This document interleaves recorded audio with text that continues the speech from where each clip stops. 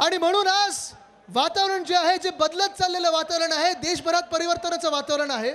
मला जास्ती वेळ घ्यायचं नाही, पण मी तुम्हाला अजून एक विचारत आहोत, आपण सगळे आंबेडकर प्रेमी जनता आहोत की नाही? डॉक्टर बाबासाहेब आंबेडकरांना आपण महामानव मानत आहोत की नाही? त्याने जे आपल्याला संविधान दिलेलं आहे, त्याने जे अधिकार आपल्याला दिलेले आहेत, त्याने जे कर्तव्य आपल्याला लिहून दिलेले आहे, ते आपण 75 वर्ष पाळत आलेलो आहोत. त्यांच्याच संविधानाप्रमाणे आपण हा देश चालवत आलेलो आहोत. आज धोका जो आहे आपल्या देशाला सर्वात मोठा, तो लोकशाहीला आहे आणि तो आपल्या संविधानाला आहे. तुम्ही मला सांगा, ज्या भाजपाला संविधान बदलायचं आहे, ज्या भाजपाला डॉक्टर बाबासाहेब आंबेडकरांनी लिहून दिलेलं संविधान बदलायचं आहे, त्या भाजपाला तुम्ही निवडून देणार आहात? निवडून देणार आहात? आज चर्चा कशावर सुरू आहे या देशामध्ये? आज चर्चा कशावर सुरू आहे? जे भाजपचे लोक आहेत, जे प्रचारक आहेत, ते काय सांगतात? विरोधी पक्ष मांस मटन मच्छी खाणार आहेत, विरोधी पक्षांनी असं केलं, नेहरूंनी असं केलं आणि अमुक यांनी असं केलं. ओ, जे झालं ते झालं. 50 वर्षापूर्वी झालं, 100 वर्षापूर्वी झालं. तुम्ही सांगा, 10 वर्षात तुमचं हुकुमशाहीचं सरकार होतं, तुम्ही काय केलं हे आम्हाला सांगा. बेरोजगारी कमी केली आहे, महागाई कमी केली आहे, महिलांवरचे अत्याचार कमी केले आहेत, शेतकरी आत्महत्या कमी केल्यात? नाही केलेत. मग कशासाठी मतदान करायचं?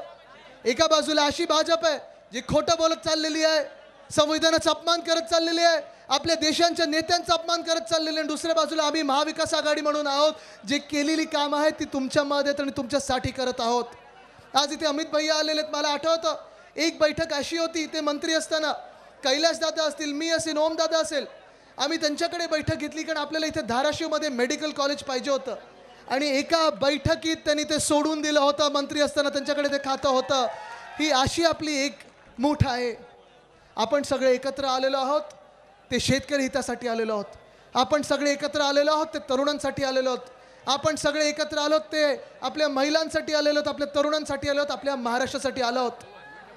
आज जर भाजपवाले कोणी तुमच्यामध्ये आले तर तुम्ही त्यांना सांगा, तुमचं सरकार का निवडून द्यायचं आम्ही? गेल्या 10 वर्षात महाराष्ट्रात येणारा प्रत्येक उद्योगधंदा, प्रत्येक रोजगार तुम्ही गेलेला आहे गुजरातमध्ये. आठवतं का वेदांता फॉक्सकॉन कुठे नेला आहे? कुठे नेला? एअरबस टाटा कुठे नेलं? बल ट्रक पार्क कुठे नेलं? मेडिकल डिव्हाइस पार्क कुठे नेलं? वर्ल्ड कप फायनल कुठे नेली? आता तुम्ही मला सांगा, वर्ल्ड कप फायनल वानखेडेला असती तर जिंकलो असतो ना आपण.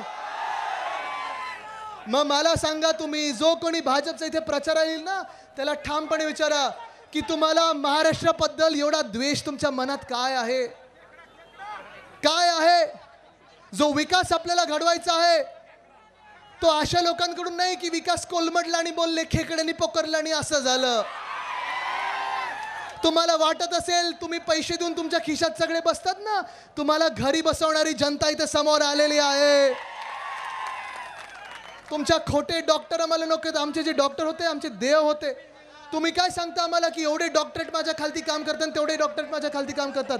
जे डॉक्टर होते, जे नर्स होते, जे जीपी होते, ते आज तुम्ही बघताय आपल्या जनतेमध्ये त्यांनी जी लोकांची सेवा केलेली आहे, कोविडच्या काळात असेल, ही सगळी लोकांना आपल्याला घेऊन पुढे निघायचं आहे. आणि तुम्हाला एकच सांगतो मी, आजपासून प्रत्येक वेळेला जेव्हा जेव्हा तुम्हाला कोणी सांगेल येईल तर आमचंच सरकार येईल, त्यांना सांगा इंडिया आघाडीचं सरकार केंद्रात पण येणार आणि महाराष्ट्रात पण येणार. आणि जशी आपली घोषणा आहे, तुमचं आमचं नातं काय? तुमचं आमचं नातं काय? दिल्लीला देणार महाराष्ट्रच पर्याय. जय जिजाऊ जय शिवराय. दिल्लीला देणार महाराष्ट्रच पर्याय. इथून पुढे निघत असताना घरोघरी तर आपण जाणार आहात.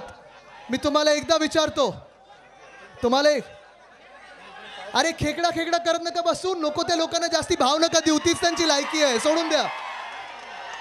तुम्हाला एकच विचारतो, आपली निशाणी कुठची? आपली निशाणी कुठची? इथे द्या. आपली निशाणी कुठची? आपली निशाणी कुठची? उमेदवार कोण? उमेदवार कोण? निशाणी कुठची? निशाणी कुठची? निशाणी कुठची? मतदानाचा कुठचा दिवस? मतदानाचा कुठचा दिवस? मतदानाचा कुठचा दिवस? धन्यवाद. जय हिंद, जय महाराष्ट्र, वंदे मातरम. आणि इथून निघत असताना मी सगळ्या कार्यकर्त्यांना विनंती करीन, सगळ्या नेत्यांना विनंती करीन, ऊन चढत चाललेलं आहे, प्रचार जरूर करा, पण स्वतःची काळजी घ्या आणि वेळेवर पाणी आणि खात राहा. धन्यवाद. जय महाराष्ट्र. या ठिकाणी